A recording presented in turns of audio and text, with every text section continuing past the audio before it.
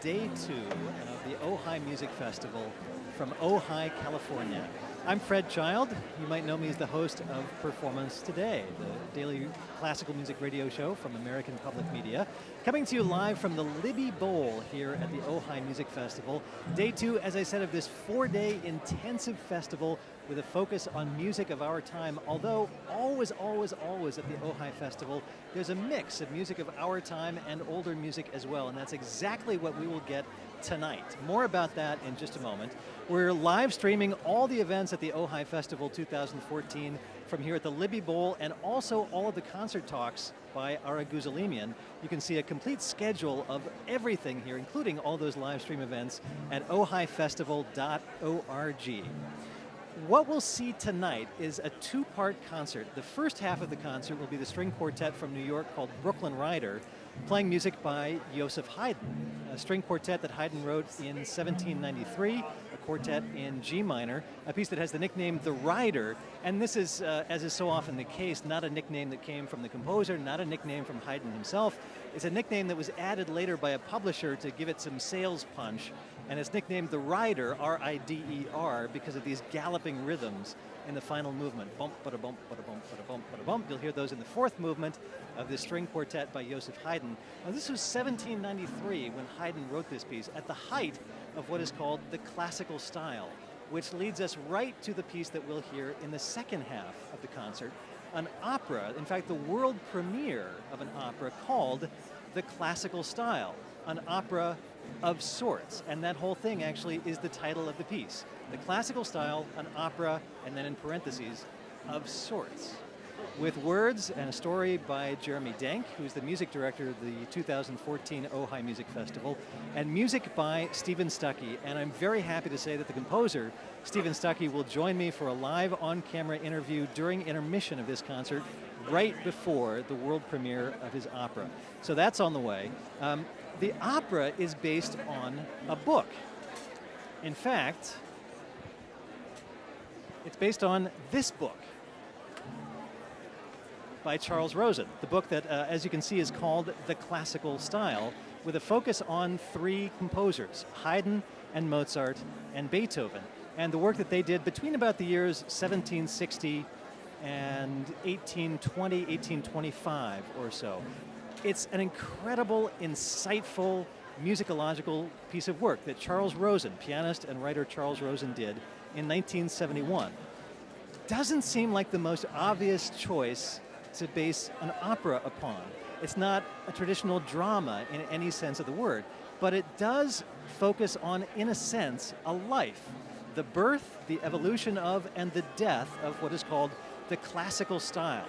The writings of Haydn and Mozart and Beethoven, and in particular on 2 aspects of their work, on harmony and on structure, and in particular what is called sonata form. And I won't tell you all about sonata form. You can read for yourself about sonata form in this book. That's what Wikipedia is for too. You can get a basic understanding of sonata form from Wikipedia, but much more about sonata form in this piece. And in fact, harmony becomes an important part of the opera, not just in terms of music, but in terms of character. We begin in heaven. We see Mozart and Beethoven and Haydn in heaven. They're 3 of the main characters, but then a little bit later in the opera, 3 other main characters are 3 chords: the tonic, the subdominant, and the dominant. These 3 chords, the 3 main chords of classical Western harmony, become embodied as characters in the opera. And in fact, there's one point where you might even tell it as a joke. The 1 chord, the 4 chord, the 5 chord walk into a bar. Well, in the opera, you will see those chords as characters in a bar, talking about their hopes and their fears, talking to their bartender, ordering drinks, and confronting a kind of musical ghost from the future, the Tristan chord, which was written in about 1859 by Richard Wagner in his opera Tristan and Isolde, a chord that changed the course of the evolution of Western harmony. So these classical chords will confront this very futuristic chord, the Tristan chord. There's some drama that comes out of that. So 2 sets of 3 main characters, Haydn, Mozart, and Beethoven, and then these 3 chords, the tonic, the dominant and the subdominant. And Charles Rosen himself, the author of this book, appears as a character as well. And in fact, he's kind of the hero of the opera. There's also an anti-hero, a villain, a very fussy music critic who will make an appearance in the opera as well. It's very funny. There are lots of jokes. Some are kind of inside music jokes. Some are very obvious jokes. You don't have to be a musicologist to appreciate this work. It's funny on many different levels, but it's also a serious examination of this music, a kind of love letter from Jeremy Denk and Stephen Stuckey to the classical style, to Haydn and Mozart and Beethoven, an appreciation of what they do, and also beyond that, a touching personal tribute from Jeremy Denk to Charles Rosen. The author of this book died 2 years ago in 2012 at age 85. The last several years of Charles Rosen's life, he was a good friend of Jeremy Denk. They developed a very close friendship. And so the opera is, on another level, a very personal, touching tribute from Jeremy Denk and from Stephen Stuckey to Charles Rosen. So all of that on the way, and of course during intermission, do tune in for that. Stephen Stuckey will join me for a conversation right before the world premiere of the opera that he co-wrote with Jeremy Denk. As I said, the first half of the concert is Brooklyn Rider playing music by Joseph Haydn. So that's what we will do in just a moment. The Libby Bowl is filling up. As you can see, people are coming in. It's a absolutely packed house, beyond sold out. And not only 1,000 seats here in the Libby Bowl behind me, but there's a lawn. And Stefan, if you can just spin the camera around to show us the folks in the lawn. Yes, we have folks sitting on the lawn as well. And you can see it's a beautiful evening, absolutely perfect conditions. It was an 80-degree day in Ojai. It's cooling off as it always does. It's just about sunset right now here in Ojai, California. Temperature is already down into the mid-60s. It will drop probably to the mid-50s over the course of the evening. You might see me in an Ojai fleece during intermission. We'll see how cool it gets. So, first half, string quartet by Joseph Haydn. During intermission, Stephen Stuckey, composer Stephen Stuckey, joining me for a live on-camera conversation. Oh, and by the way, if you're on Twitter, lots of tweeting about this all throughout the evening. The hashtag is OMF2014, short for Ojai Music Festival 2014. So hashtag OMF 2014. You can also tweet with me. I'm Fred Child PT. That's all one word, at Fred Child PT. The Ojai Music Festival doing lots of tweeting over the course of this entire festival as well. So I'll get out of the way. Brooklyn Rider has music for us by Joseph Haydn in just a moment.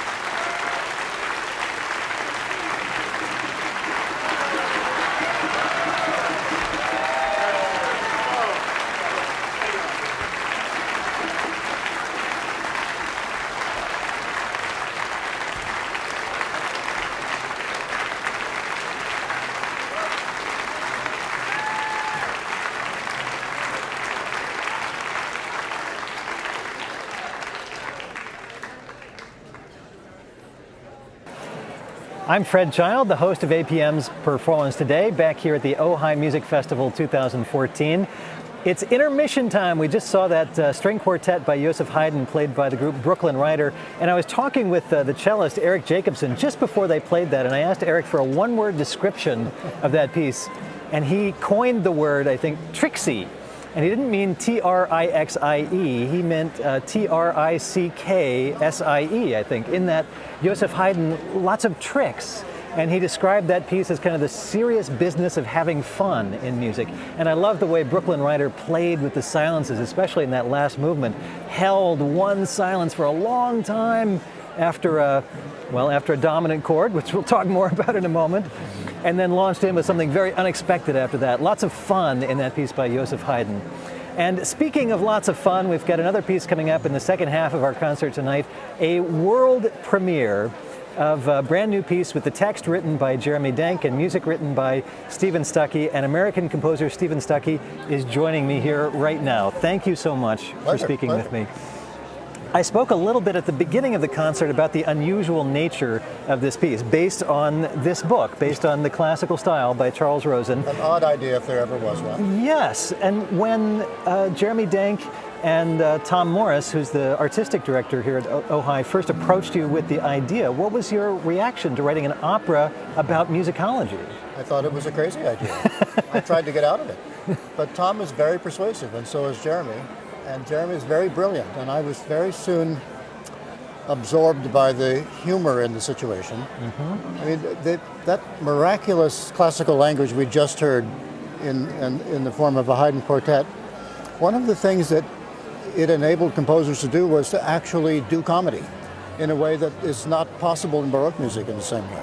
By creating expectation? The language is so precise and yet so flexible that one can set up jokes and punchlines. Mm-hmm. And we'll try and do something like this on a perhaps somewhat lower level in our piece. And by the way, we're literally live here on the web.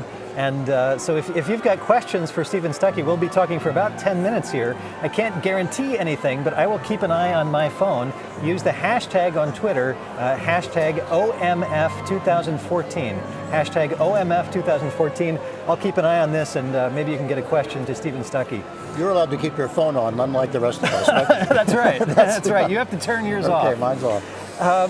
So you're used to having your music paired with pieces by Haydn and Mozart and Beethoven, but this is something altogether different. They appear in the piece that you've written. They do, and in fact, one of them just appeared and took a bow. That was a wonderful idea, I thought. Joseph Haydn, yeah. the very actor, the singer who will appear in the opera in just a few minutes, came out and took a bow. Maybe you saw that after the Haydn String Quartet. That is such a miraculous piece that as I said to you before we came on camera, I now realize the enormity of my situation. It hadn't occurred to you till right now? Well, not in such a direct form, to come immediately after a miracle like that and comment on that whole language, you know. But it's a privilege to have this problem. Yeah.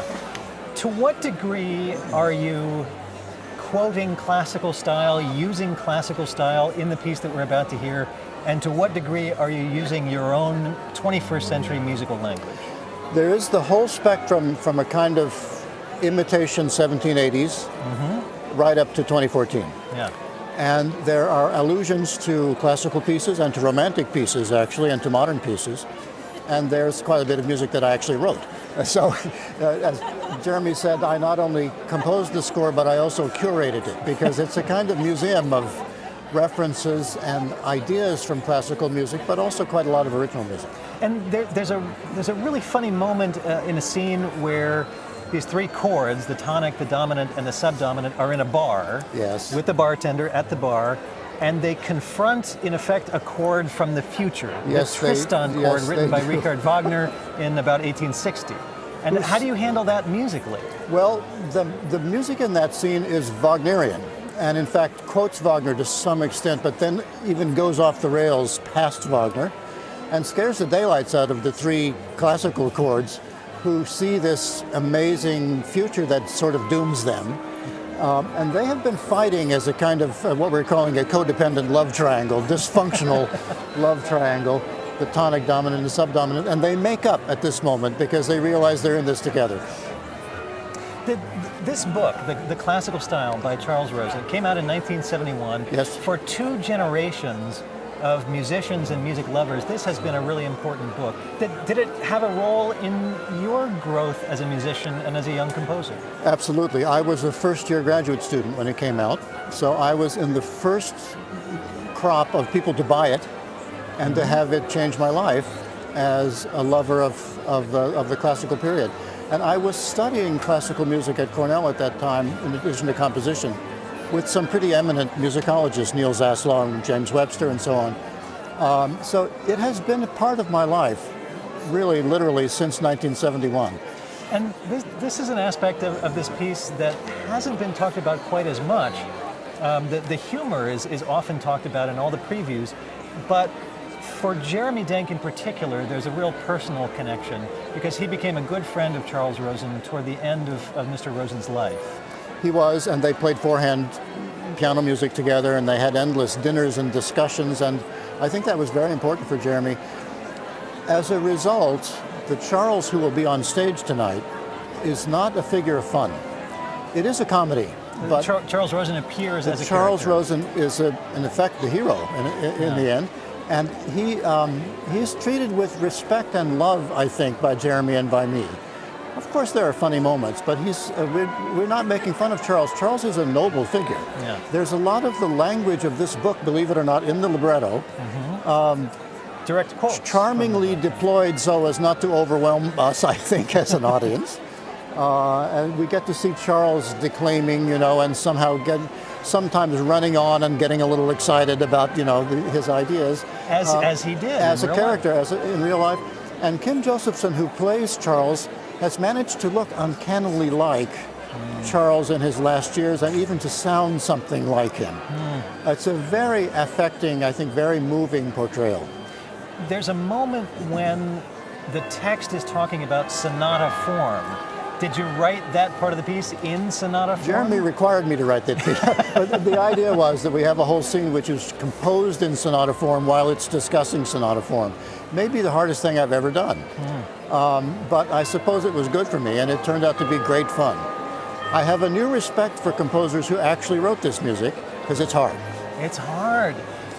How does this moment feel for you? I mean, the world premiere of this piece you've been working on for months is just minutes away. How do you feel right now? It's in concept and then in composing, it's almost 2 years of my life, which is about to come to fruition. I'm used to having premieres. That's what I do for a living. But this is more exciting than usual. I'm not especially nervous. We know how it's going to go, pretty much. We had a successful dress rehearsal, and we have a great cast, great orchestra, great conductor. But it's a complex of skills in the opera for both Jeremy as librettist and me as composer that we have never tried before. So it's quite an exciting moment. There's a lot new here. And I'm sorry I haven't gotten to any of your questions. It just felt too darn rude to be looking at my phone while I'm talking with Mr. Stuckey right here.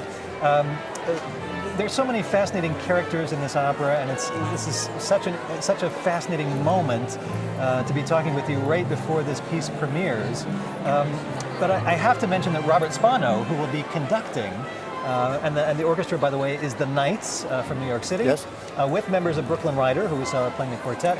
Robert Spano, at one moment during rehearsal this week, at that moment in the bar, when the three chords are confronting the Tristan chord, he broke up laughing so much that he couldn't continue.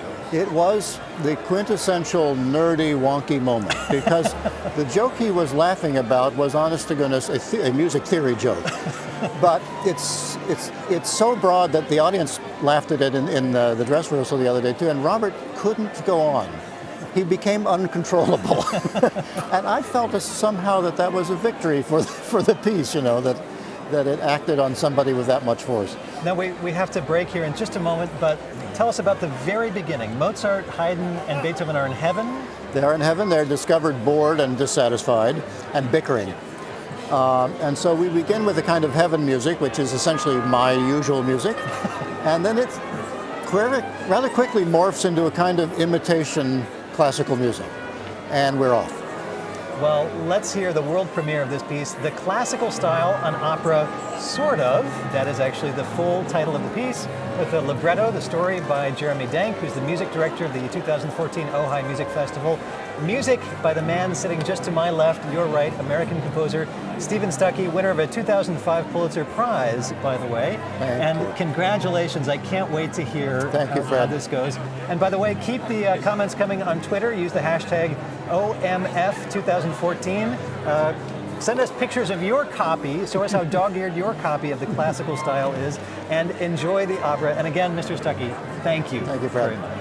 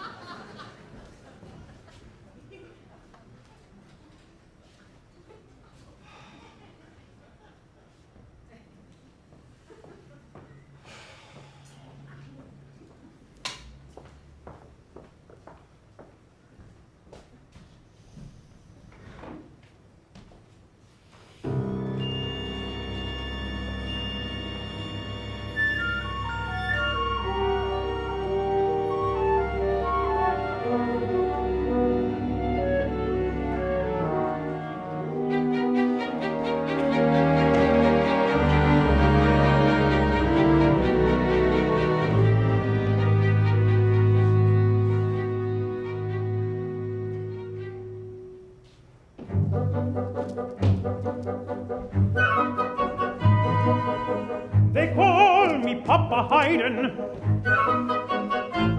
Papa. Papa, Papa. Papa, Papa, Papa. Papa, Papa, Papa, Papa, roly-poly Papa Haydn. But no one respects their elders anymore after all I did for them.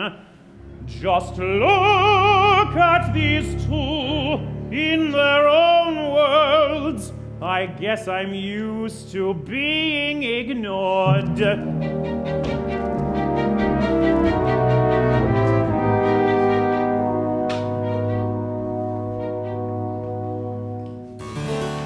What could you possibly be doing for so long, Ludwig?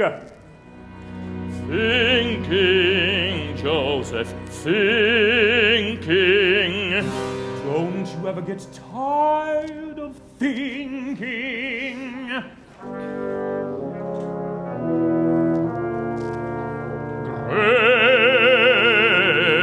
Greatness takes effort.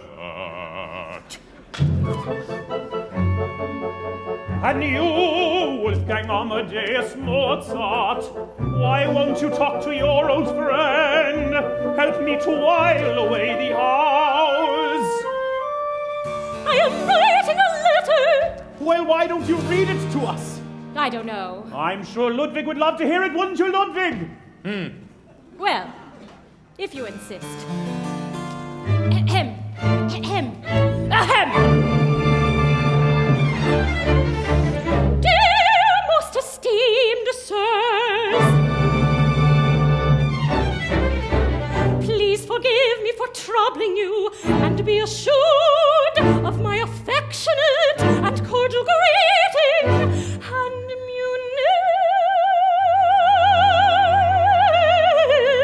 munificent regard, etc., etc. Ahem. It has come to my attention that you have produced a film entitled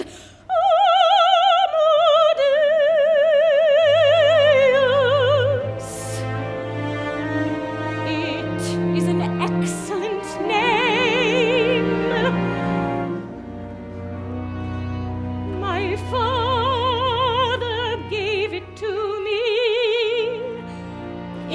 demonstration of my copious God-given talent.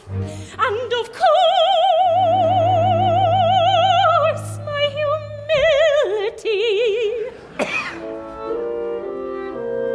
Since this film is about me, the rights, if they belong to anyone, belong to me. This is indisputable, even in Hollywood. The filmmakers had no consideration for the ruinous effect they would have on my afterlife. How many times must I hear? Too many notes, too many notes, too many notes, too many notes, too many notes.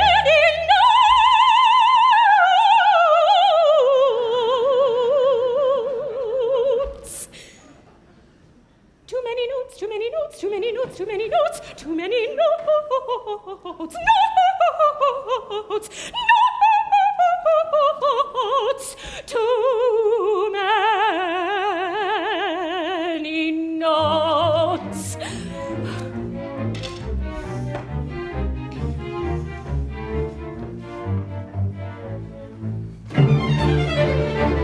Dear most esteemed sirs, in consideration for the use of my music and the pain and suffering you have brought to my eternal salvation, please remit the amount of 25% of the film's gross receipts to Wolfgang Amadeus Mozart, care of God, heaven. Say, what's the address here? The only way to heaven is through the transcendence of art. I'll just say heaven. As a final note, should you ever require my paid services to write music for your films, please feel free to contact me. Yours cordially and furiously, Wolfgang Amadeus. Copyright reserved. Mozart.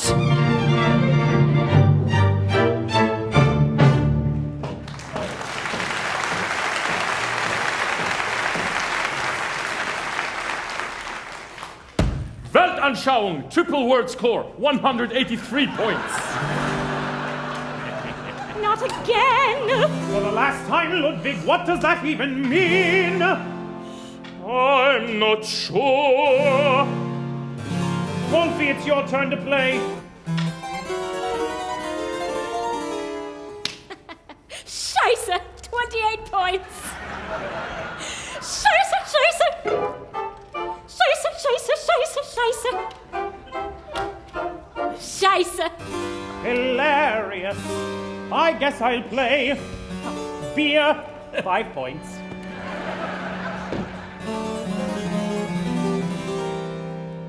Ah, Wolfie, Ludwig, here's the New York Times. It says, classical music is dead. What's classical music? I think they mean us. What an idiotic term. Oh, the term's not idiotic, it's just used idiotically. Well, we're pretty dead, all right. And white. And male. Don't forget male. Listen.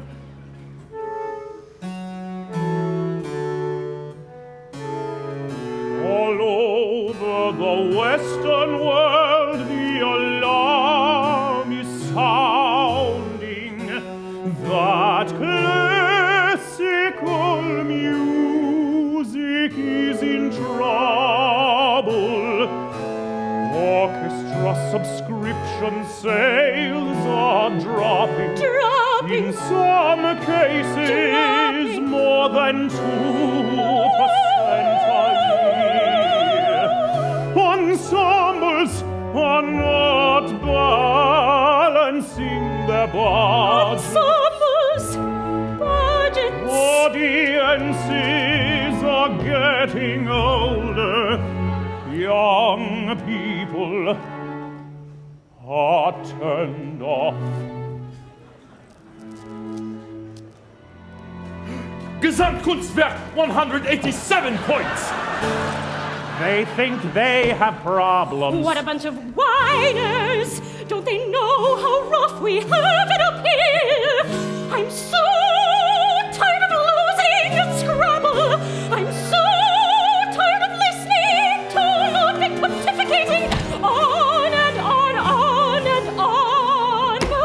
Well, at least I'm not playing Scheiße and Arsch and acting like an idiot and a reprobate, selling the divine art of music with your... And what about Haydn over there? When's the last time he played a five-letter word? Wolfie, I thought we were friends. How can I be friends with such a terrible opera composer? Well, your letter is stupid, and you'll never get any money. And if you do, you'll probably squander it, and not even manage to finish your requiem. He works from the 1760s and 70s have none of the greatest proportion and understanding that your later works do, and you'll never be as famous as me and Ludwig. Well, neither of you in your greatest works even remotely achieved the profundity that I achieved in Für Elise.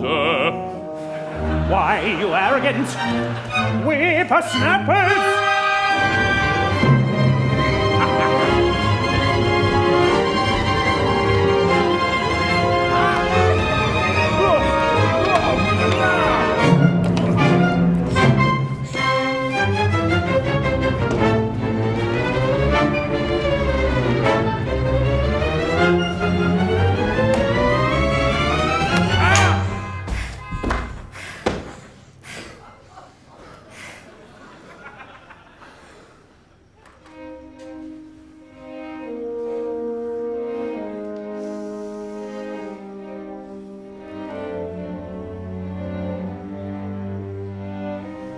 It is shocking how time has made us into caricatures of ourselves.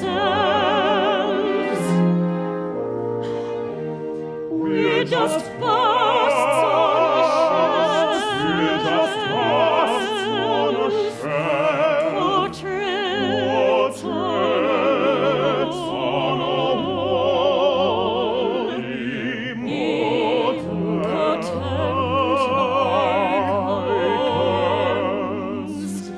It is shocking how time has made us into caricatures of ourselves. We don't even recognize ourselves. It was so great, how great we used to be.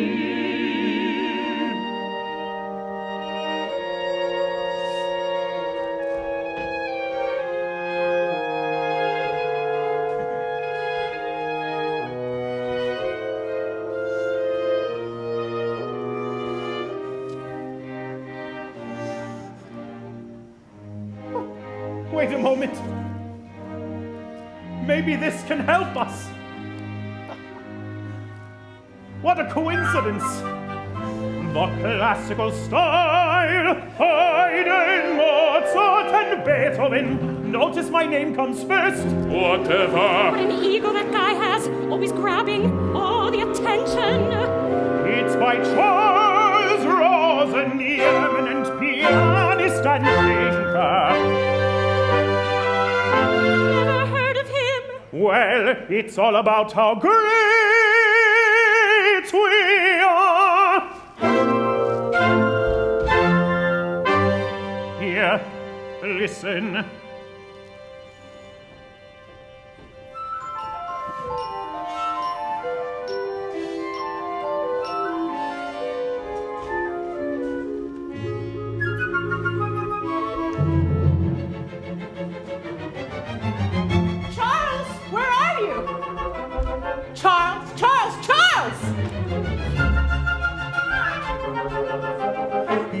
to yell. I was just pulling out the cheese. For tonight's dinner, there's nothing worse than cold cheese. As Montaigne said in his essay on the female form, ce qui mange du fromage, ce ne le fait, il enrage. Which reminds me, Charles, I came to pick you up for the sonata form. Symposium? sonata form. Oh, everything I had to say about sonata form, I said in my book, sonata forms. But to really understand sonata well, one has to start from the beginning. Charles, the symposium is in an hour. The classical style was a synthesis of forces that lay all around, but dormant. You're the guest of honor. Of course, it's a miracle. That's too easy to see in hindsight, too comforting to construct. Various inevitabilities, convenient narratives.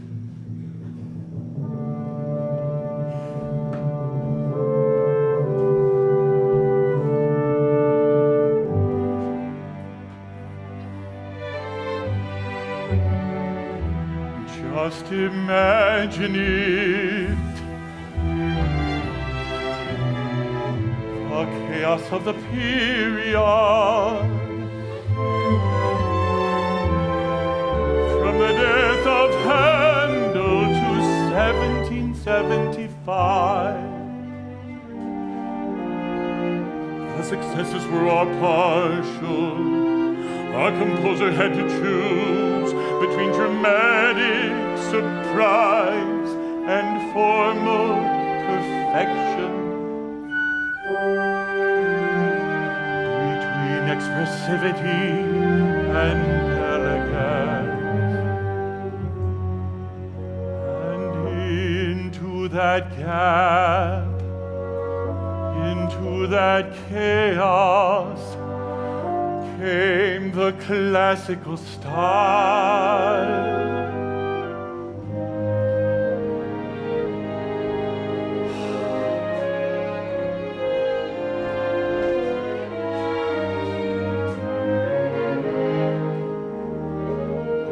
The expressive and elegant joined hands, in which a dramatic effect seemed at once surprising and logically motivated.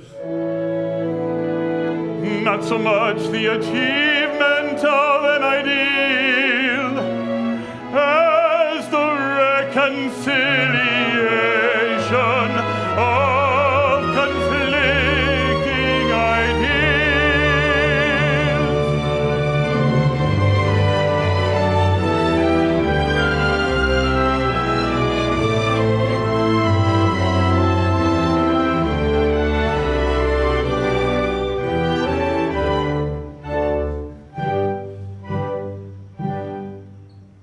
The musical language which made the classical style possible is tonality,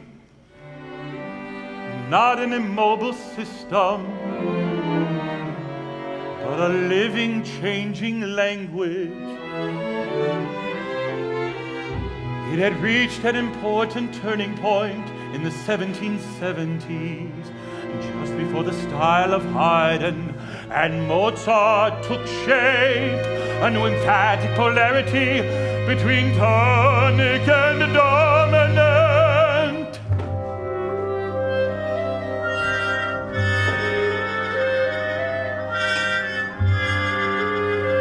What's your problem, dominant? You seem glummer than usual. You don't want to hear my problem. Go ahead. Try me. How can I put this? quite strange. I'm feeling this new emphatic polarity. Can you take something for that?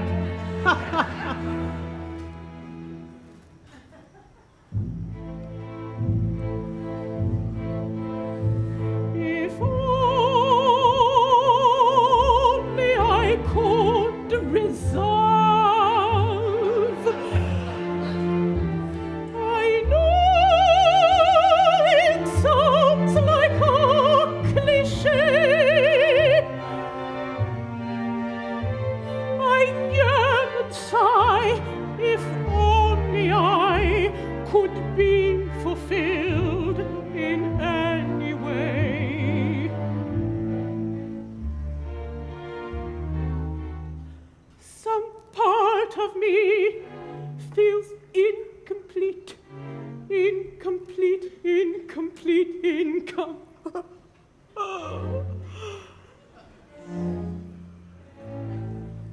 On the other hand, if I ever did resolve, I just might cease to exist.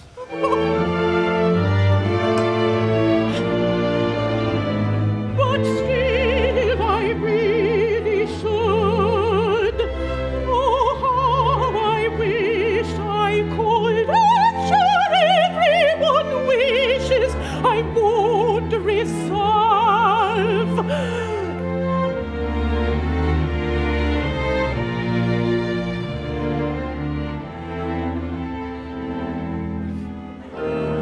That's quite a sob story.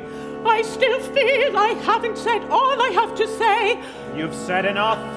Hello! Oh no, not you again. He follows me everywhere. Who? Me, not you. Me, I am. Me, not you. I am. Me, I am me. That is really all there is to say about me. Me.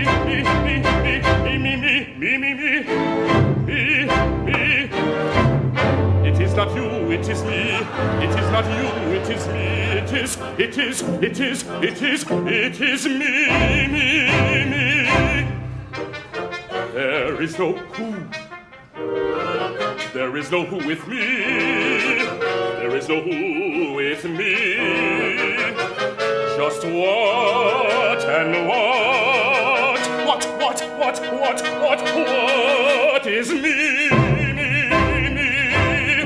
So masculine, so assertive. I am certain I am me. I am certain I am me. Always knows where he's at. And that is all you really need to know about me.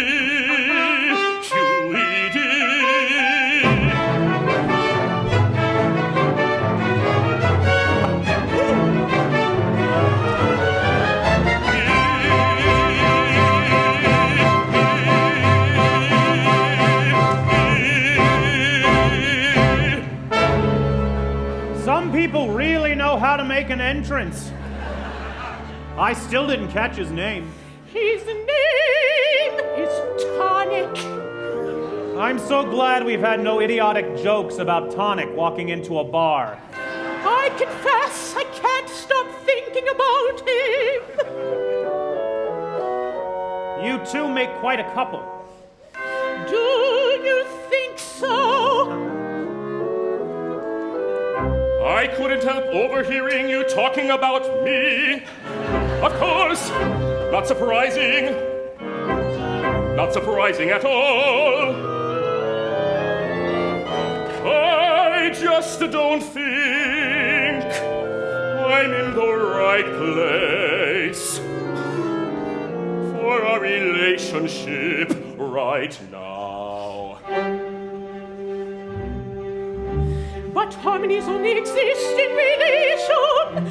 They are meaningless on their own. So you say, but I have the sensation that I am quite happy alone. You're a subject without a verb. I'm a certainty you cannot disturb. Selfish jerk. crazy woman. Narcissist! Nuisance. Arrogant! Clingy. No, We- not. Stop. Don't Stop. Don't Stop. Don't Stop. Don't Stop. Don't Stop. Don't Stop. Can stop. Can stop. Stop. Don't stop. Don't stop. Don't stop. Don't stop. Don't stop. Don't stop. Don't. Another character?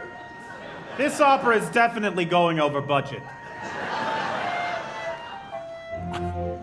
To soothe your rivalry, I will use analogy. Who is this noble lady? As dominant is to tonic, so tonic is to me. The tonic is intense. The tonic is my dominant. So simply, I feel a magnetic pull. I reign over the flat side, over tensions least. I come in chorus to forgive everything, to unite lovers, Vague jealousy and reconcile opposites.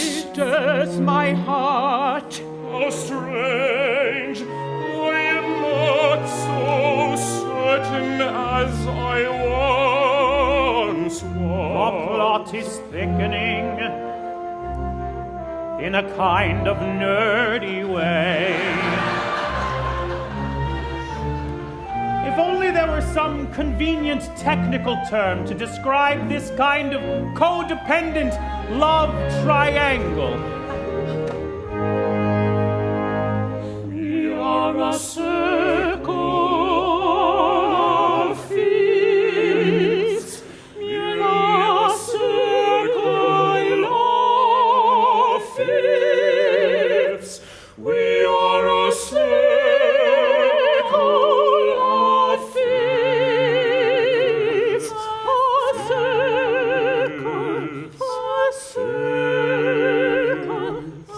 By building successive triads in both ascending and descending directions, we arrive at a structure, the circle of fifths, which is symmetrical yet unbalanced. This imbalance is essential, for from it is derived the possibility of tension and resolution on which the art of music depended for centuries. Mozart is the first composer consistently to use the subdominant with a full sense of its resolution of long-range harmonic tension. Excuse me, has anyone seen Charles Rosen? No, we have not. Who is Charles Rosen? That's odd. I could have sworn I heard him talking just now. We've been reading his book, The Classical Style, and we'd really like to talk to him. Did I interrupt? We were talking about forgiveness. Oh, unrequited love. We were talking about my feelings. Never mind all that. I want to know what you're doing later tonight. Why do you ask? There are things I would like to explore with you. Things of a private nature. Allow me to introduce myself.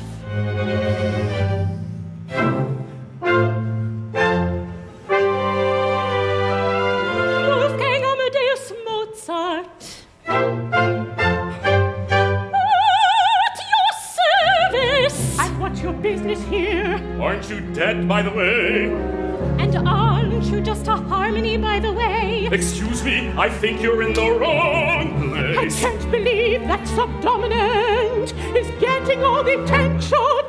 Where would the classical style be without me?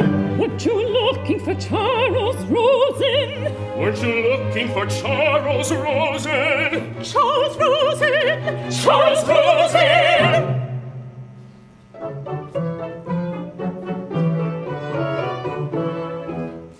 I'll forget Charles Rosen if you will let me lick your... Behind Kierkegaard's essay on Don Giovanni stands the idea that music is a sin.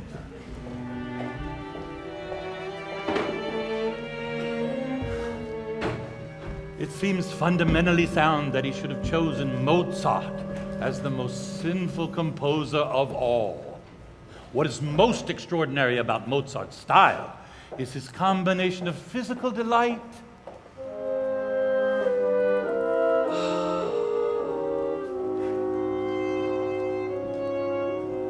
a sensuous play of sonority, an indulgence in the most luscious harmonic sequences,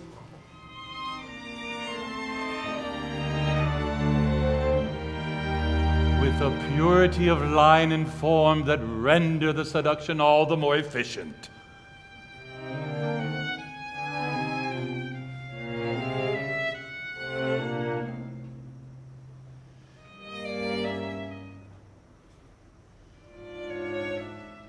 In all of Mozart's supreme expressions of suffering and terror, the G minor symphony, Don Giovanni, the G minor quintet, Pamina's aria in Die Zauberflöte, there is something shockingly voluptuous, nor does this distract from its power or effectiveness.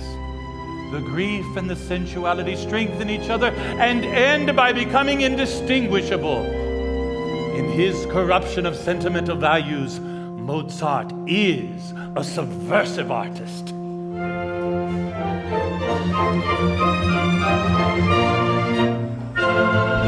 Help, scoundrel! Help, scoundrel! Help, help, help! Be quiet, be quiet, be quiet. You must surrender to me. No, I must protect my virtue. No, I must protect my virtue. It's mine, my desire is unquenchable. If only my father the commendatory would show up. My desire is unquenchable. He would save me. Unquenchable. He would save me. Hello, may I be of assistance? You aren't my father. No, I am not. I am Henry Snibblesworth, musicology PhD student, working with Richard Taraskin at the University of California, Berkeley. Away, Snibblesworth, you have no business here. Can you defend me against this ravaging scoundrel? No, I cannot. But I can inform you that the melodic line you are about to sing contravenes some key values of quote-unquote good melodic writing in the classical era, e.g., as expressed in Türk's Besegen Verum des melodische Stumpelwangen of 1774 and numerous other sources, and thereby indicates cross-textually, or as they say in critical theory, ironically, belies the protestations of virtue that you are on the very point of expressing. Moreover, How strange! Very strange! Very strange!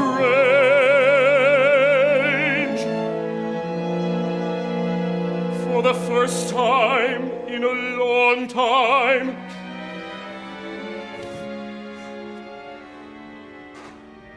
I'm not in the mood. What? I think I need to go be by myself for a little while. Well, that was unexpected. musicology saves the day yet again. Where is the scoundrel? Well, hello, commendatore. A bit too late. But I must protect my daughter's honor. My honor is completely intact.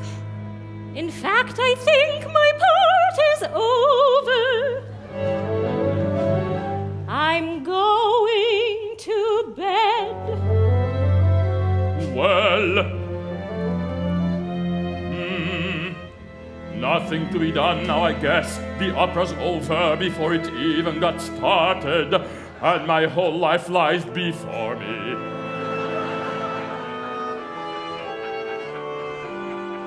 Actually, what am I going to do with my life?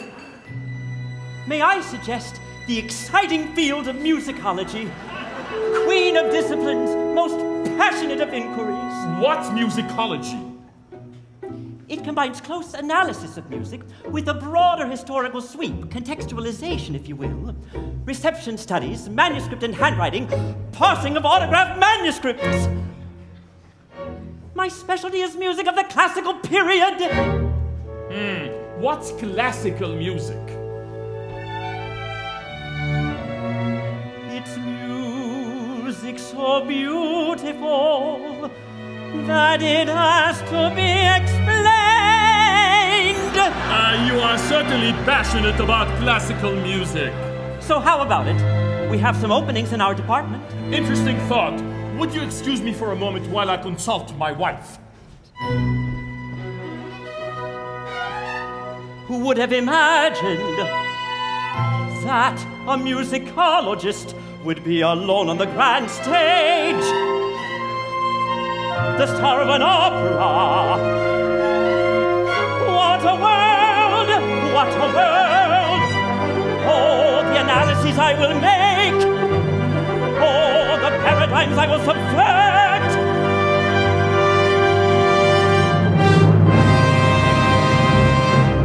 Hello, who are you?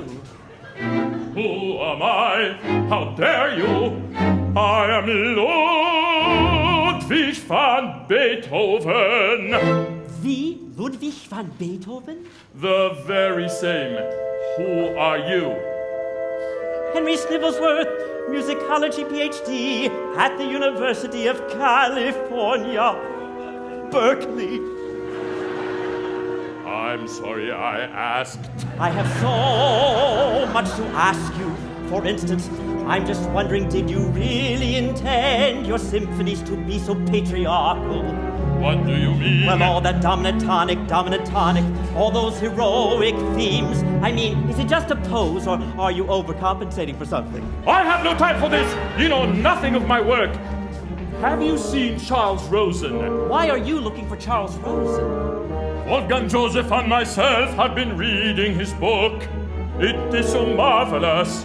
We see that it's able to help us recapture the freshness we once had. Well, I believe he is attending a symposium on sonata form and all its various theories at 3 p.m. at Sellerbach Hall. A symposium. Sounds like the perfect way to recapture our youth. Thank you ever so much.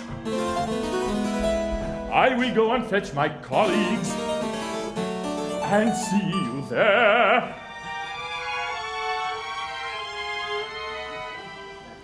My wife wonders if a career in musicology comes with benefits. Only the benefit of immersion in great art. No deal. Oh, by the way, who was that insane German gentleman I just saw running by? Seriously, you don't know who that was? All I know is he could use some hair product. Well, allow me to explain. Commendatore, a list for your delectation. Beethoven was a great composer, and here are all the ways he is loved. Read along with me. Read along with me. In America alone, 403 performances of the Ninth Symphony, and about the same number of interminable pre-concert lectures, 137 pretentious program notes, 622 arguments about sforzandos, 53,389 yawns. 302 conferences on metronome marks, and 4,185 accidental cell phone rings, 1,800 standing ovations, and 5,000 people. 5,000 people who think Beethoven was a dog, who think Beethoven was a dog, who think Beethoven was a dog. But now on to the Academy. 200 decisions at Columbia, 4,000 quizzes at Cornell. In Chicago, 887 papers on tonal functions.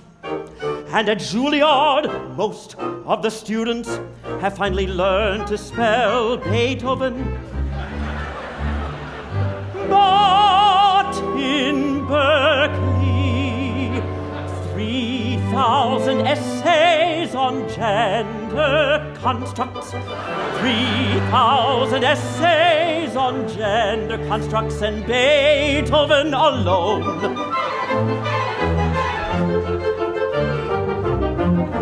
Worldwide, 233 festivals, 603 string quartet cycles, 3,100 analyses, Shengarian unfoldings, narratologies, promotional videos, Facebook entries, documentaries, blog posts, and now a postmodern self-reverential opera. It never stops, it never stops. It never stops, it never stops, it never stops.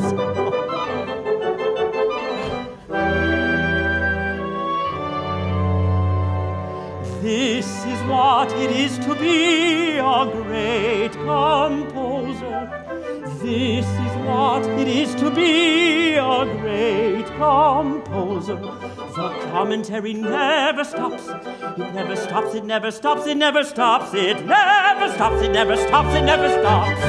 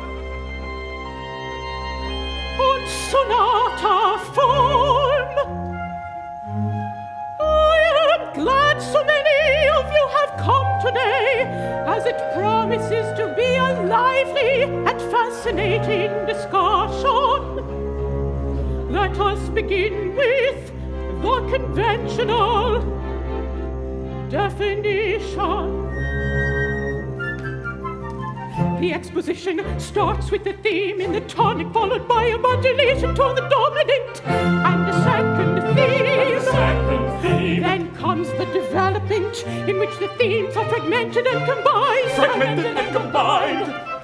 Ending with a return to the tonic.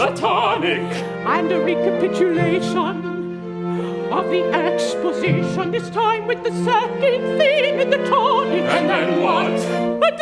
An optional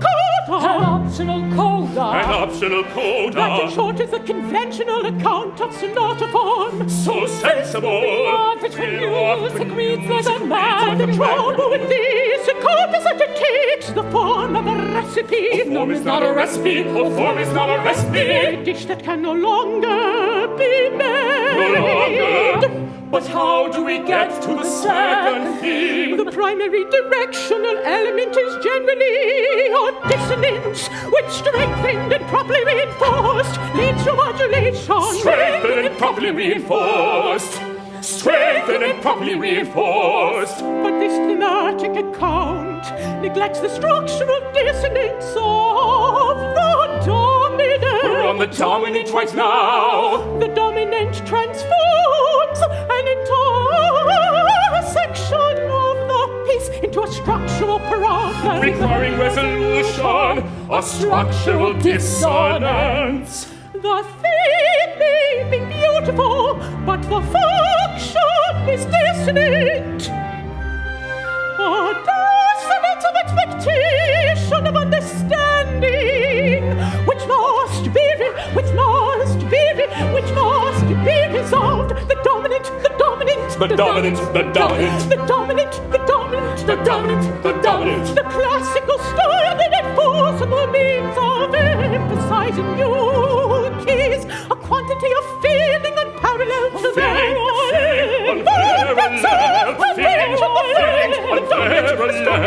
Proportion, there can be no confusion, the end of the exposition. It is said in the development section we are allowed one new thing. There is no such thing as allowed. The forms are the demands of that. Who are you? What are you doing in our seminar? Who am I, she asks. But I like a new theme at the development. And I like surprise twists.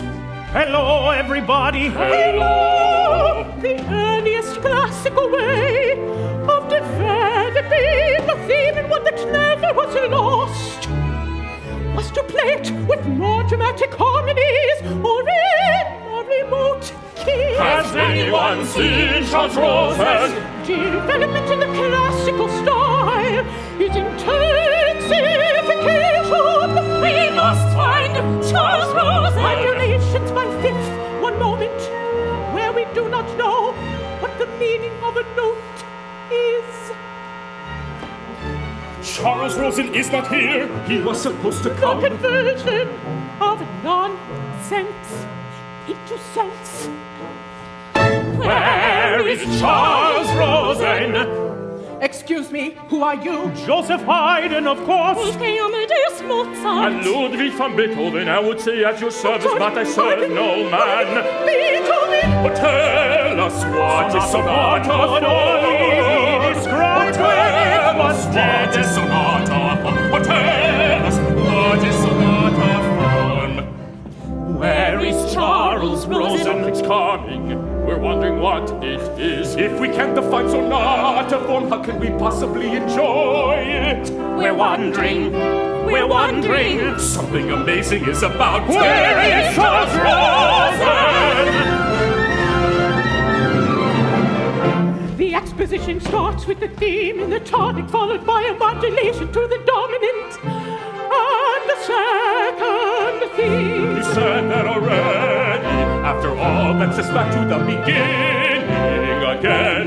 Then the development, in which the themes are fragmented, and a recapitulation of the exposition. And a recapitulation of the exposition. Everything in the tonic, and an optional coda. An optional coda. think of The it way as the repetition, the think power of of it as proportion. symmetry. Classical style is a style of reinterpretation. The trouble with this kind of sonata form is it's being couched in the form of a recipe. Delicious recipe, delicious recipe.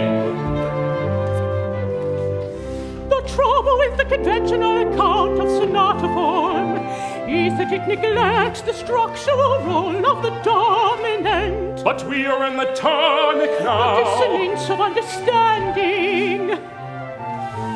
Everything's resolving now. We get it. Everything's resolving now.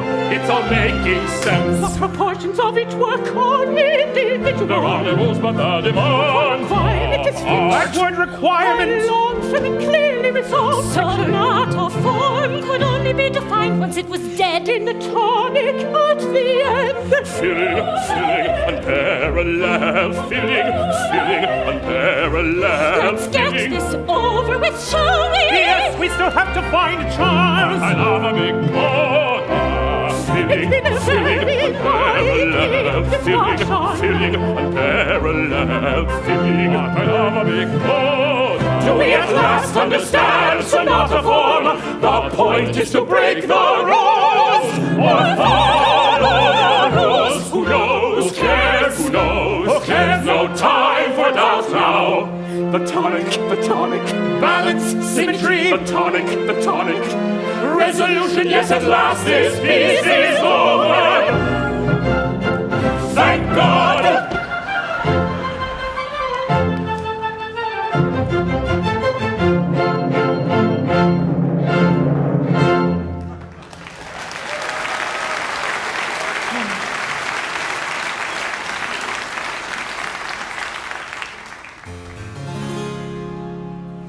So curious, so much was said, to so little effect. I suppose it's flattering. If it weren't so depressing. Now I understand why Charles didn't show up. Luckily, music can make even the stupidest words sound wonderful. Shall we continue on our quest? Yes, yes, we must keep looking.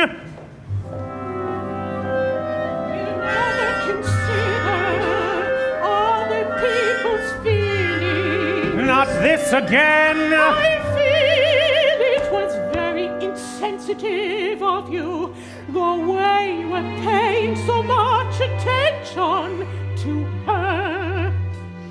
How many times have we been over this? Me? What about that Mozart fellow? He was all over her, ignoring me completely.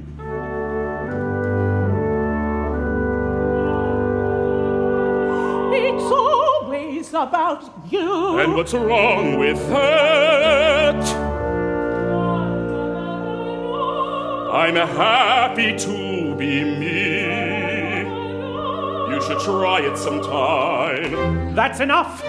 You all need to get over yourselves! Dominant, you'll never get what you want. Tonic, you're not nearly as important as you think you are. And you, subdominant, keep doing what you're doing. It's beautiful, baby. Hello, who are you? Who am I? It's hard to say. Theorists have argued for well over a century now. Humanity is really amazing, don't you think? To write whole books about the meaning of a single chord. Not like the feeling he gives me. I am fearful. What is he? I feel he resembles me, yet strangely does not. Oh, great shame. Oh, great shame.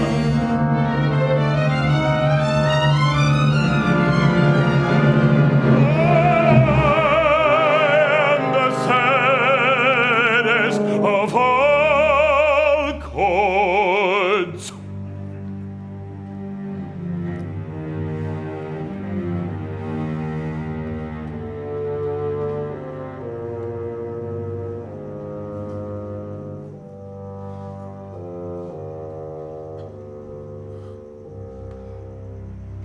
When youth's pleasures had waned, I longed in my soul for novelty. I was merely a seventh chord then, drifting here, drifting there, but always, always, always, always, always toward the tonic. platonic substitute.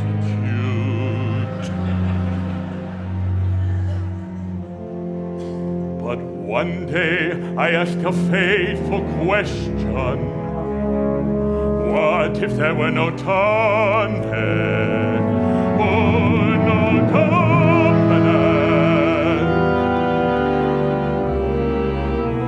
What if I could erase them and rule the system of harmonies? So out of the darkness I forged myself a chord. I altered an interval here and there and created something so ambiguous, so unresolved. Oh, great shame! Now I wander the earth, homeless,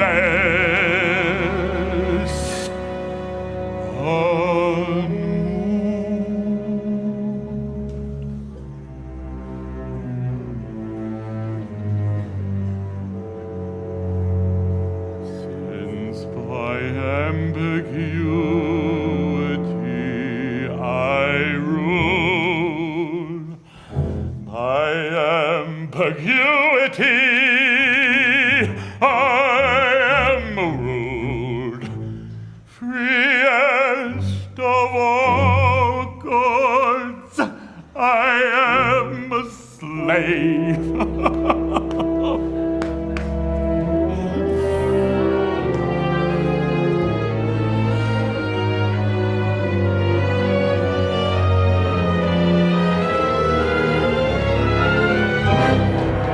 Try to enjoy it while it lasts. All hell is going to break loose.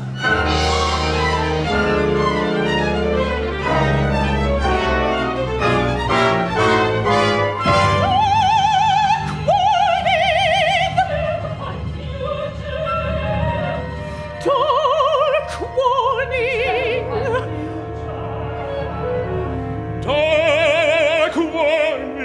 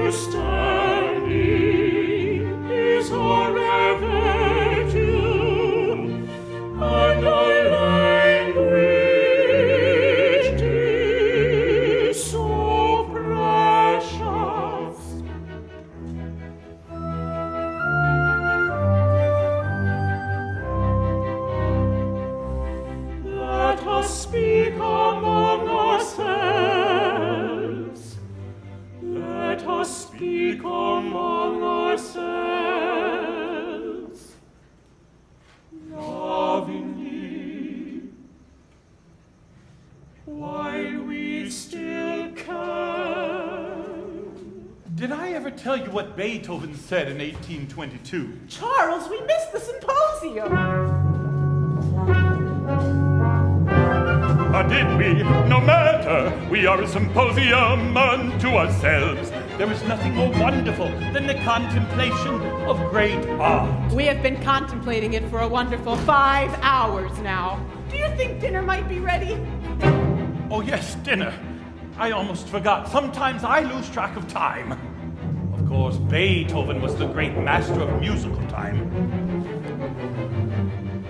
In no other composer is the relationship between intensity and duration so keenly observed. Charles, dinner! This mastery was dependent on a comprehension of the nature of musical action, or rather musical actions. The fastest perpetuum mobile can appear immobile, and a long silence can be heard prestissimo. It's too bad you can't eat beautiful observations. In the late period, Beethoven's originality reveals itself not by frustrating the conventions that he learned as a child, but by magnifying them beyond the experience of any of his contemporaries. Beethoven appears to be trying not so much to achieve a form of expression as to allow the musical language to speak for itself. He makes listeners hear what is most fundamental in the conventions of music. Only then can he use the musical language in a more strictly personal manner. For instance,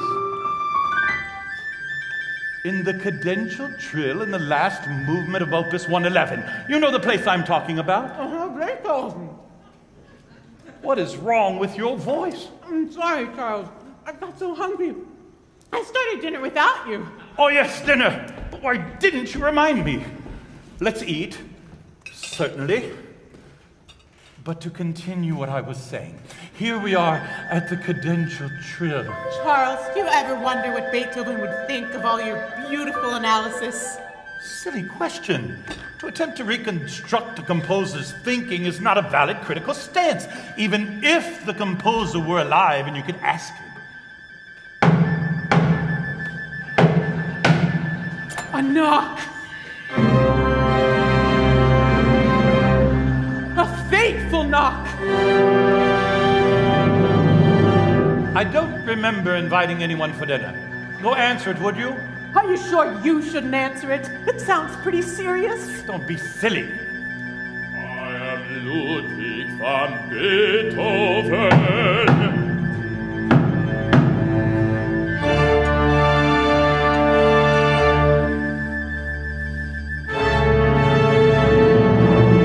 And I am Wolfgang Amadeus Mozart. What madness is this? And I am Joseph Haydn at your service.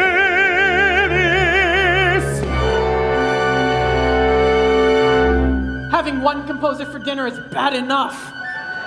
And I am Henry Snibblesworth, doctoral candidate in music. Are these people insane? Or is this a trick of some kind?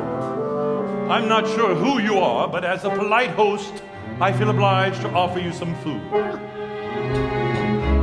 We no longer dine on mortal food. We are not here for earthly pleasures.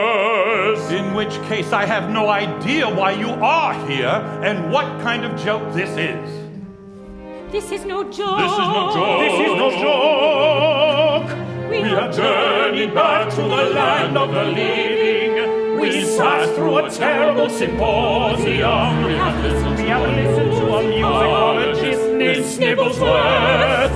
We have endured things we never dreamed. Oh, to see you. Oh, to converse with you about our greatness. Charles, you must help us. Charles, you must help us. You must remind us of what we once were. You must remind us of what we once were.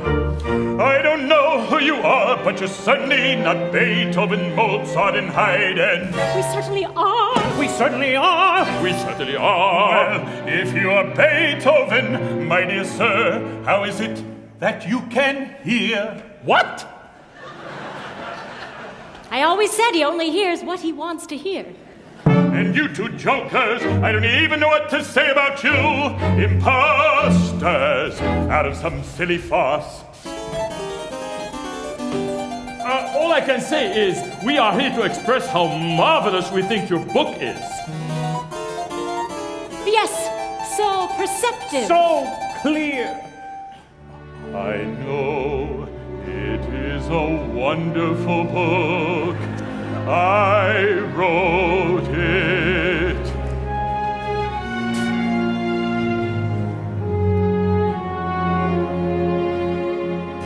Which is why we came back to talk with you. There is nothing to do in heaven but bask in our accomplishments. Greatness is boring. We want to be recapitulated. It's not enough to be great anymore. We must be relevant. Please stop wasting my time. This joke is outlasted. It's welcome. How can he not believe us? How can he not recognize us? He has devoted his whole life to us. Surely he must know us. If you were Mozart, Haydn, and Beethoven, what could you possibly want? You're the most famous composers in history. We just want to be understood. And loved, you are loved, loved to death. Those that can never get enough love. And we need more than love. We need relevance. We need to know that humanity still needs us. That classical music will not die. Real Beethoven, Mozart, and Haydn would not need reassurance. They trusted their work was for the ages. So you cannot help us. No, no, no, no. Charles, please. No, this farce must end. You do not need my help. Now excuse me, it is time for dinner.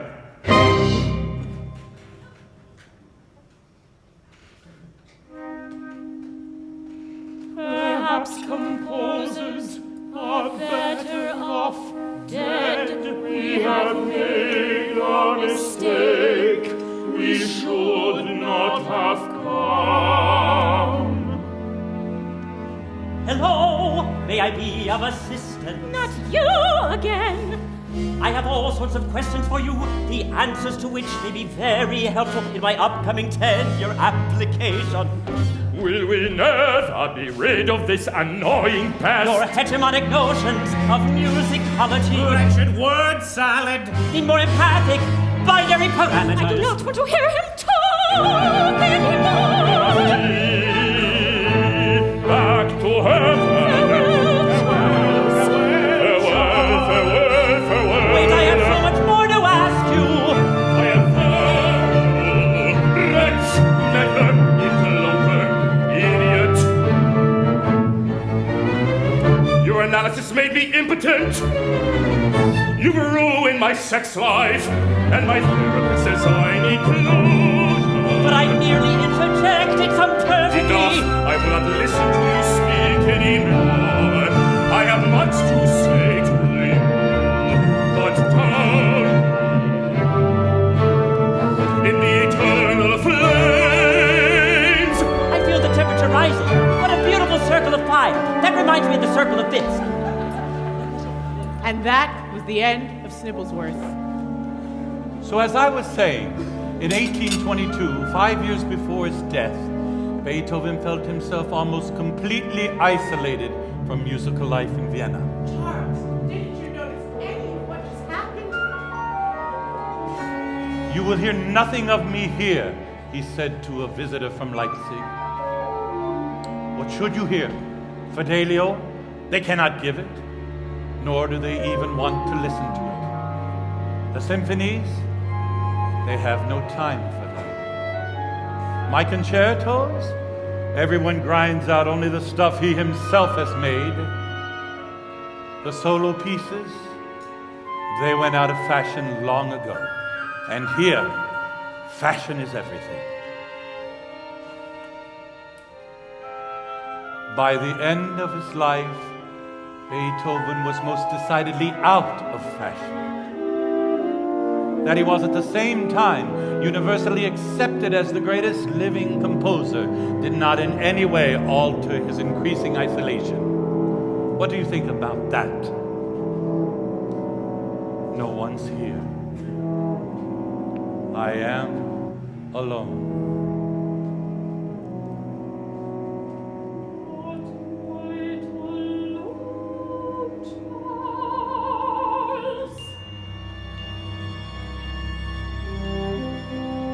Robert!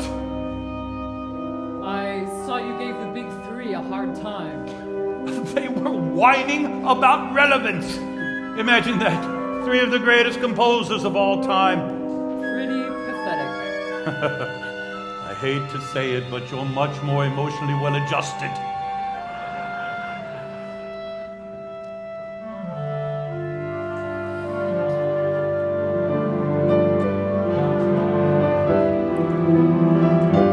Schumann's monument to the death of the classical style. The sonata had run its course. This is as it should be, for we cannot repeat the same forms for centuries. The disappearance of an old style is more mysterious than the birth of a new one. Is it abandoned because it is exhausted, written out? Do the needs and ideals of a new generation force an old system into the shadow? Or is it merely a desire for novelty?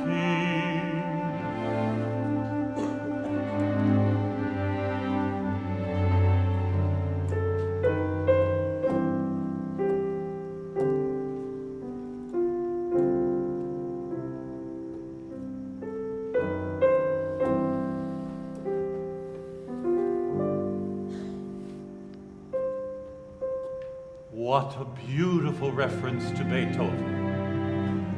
No composer weighed upon Haydn as Beethoven did upon you. Of all the acts to follow, of all the fathers to live up to.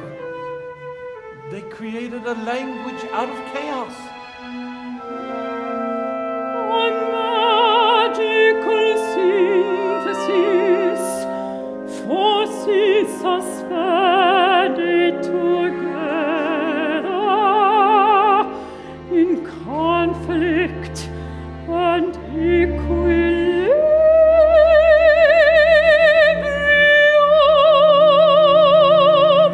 Charles, play me that passage I love so much from Mozart.